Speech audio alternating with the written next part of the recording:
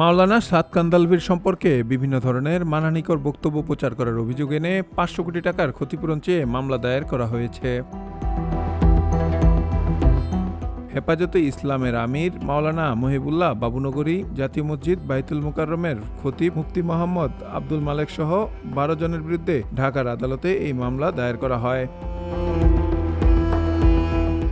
মোহাম্মদ জুবায়ের হোসেন নামে মাওলানা সাদের একজন অনুসারী বাদী হয়ে মামলাটি দায়ের করেন। সোমবার বাদীর আইনজীবী খান মোহাম্মদ মুরশেদ বিষয়টি নিশ্চিত করেছেন।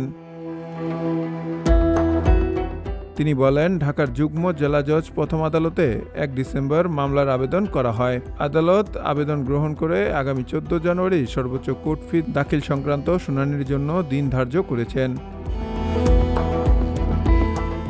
অভিযোগপত্রে উল্লেখ করা হয়, গত ৫ নভেম্বর বিবাদীরা সহ কিছু আলেম শাহবাগের সোহরাওয়ার্দী উদ্যানের সমাবেশে মাওলানা সাদ কান্দালভি সম্পর্কে উদ্দেশ্যমূলকভাবে মানহানিকর বক্তব্য প্রচার করেন। মানহানিকর এমন মন্তব্যে এই ইসলামী চিন্তাবিদের সামাজিক সুনাম ও মর্যাদা মারাত্মকভাবে ক্ষতিগ্রস্ত হয়েছে, যা অর্থের মানদণ্ডে নিরূপণ করা সম্ভব না হলেও আর্থিক বিচারে কমপক্ষে ৫০০ কোটি টাকার ক্ষতি সাধিত হয়েছে। ভোরের পাতা নিউজ ডেস্ক।